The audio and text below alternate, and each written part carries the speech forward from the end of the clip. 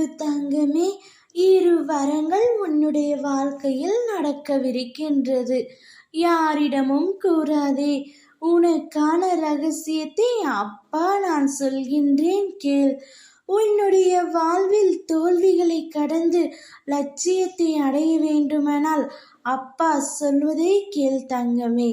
தெளிந்த அறிவோடும் விழிப்போடும் பேராசை நிற மனமாகவும் சினத்தை பொறுமையாகவும் கடும்பற்ற ஏகையாகவும் முறையற்ற பால்வியத்தை கற்பாகவும் தாழ்ந்த மனப்பான்மையை நேர்நிறை உணர்வாகவும் வஞ்சகத்தை மன்னிப்பாகவும் தனக்கும் பிறருக்கும் தற்காலத்திலும் பிற்காலத்திலும் அறிவிற்கும் உடல் உணர்ச்சிக்கும் வருத்தம் எழாத அளவிலும் முறையிலும் செயலாற்றினால் நீ நிச்சயம் தடைகளை தகர்த்து வெற்றி அடைந்து இன்பமாக வாழ்வாய்.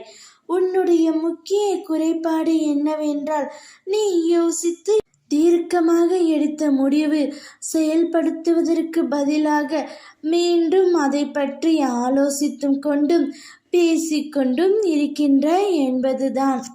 நீ ஒரு முடிவை எடுத்துவிட்டால் என்றால் அதை தீர்க்கமாக நம்பு.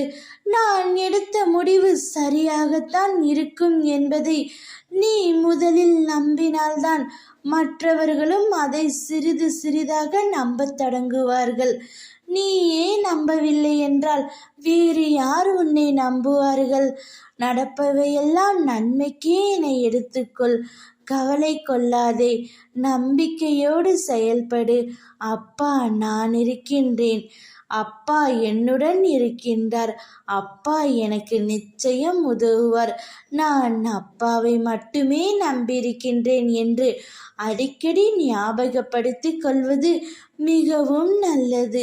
இது நீ அப்பாவின் மீது வைத்துள்ள நம்பிக்கையை அதிகரிக்க செய்யும். உன் வாழ்க்கையில் வெற்றியை நீ நிச்சயம் எய்துவாய். உனக்கான இரு வரங்கள், உனக்கான வெற்றியும் உனக்கு ஒரு நற்செய்தியும் கொண்டு வந்து உள்ளேன். நீண்ட நாட்களாக நீ போராடிய விஷயம் ஒரு அதிசயத்தில் முடிய போகின்றது. அது உனக்கான வெற்றி வாய்ப்பாகவும் இருக்க போகின்றது.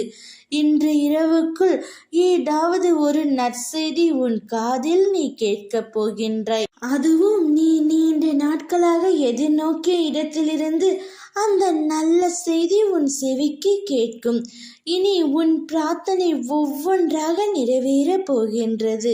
நீ நம்பிக்கையோடு முயற்சி செய். நீ நினைத்தது அனைத்தும் நடக்கும். ஓம் முருகா. வேலுண்டு வினையில்லை, மயிலுண்டு பயமில்லை.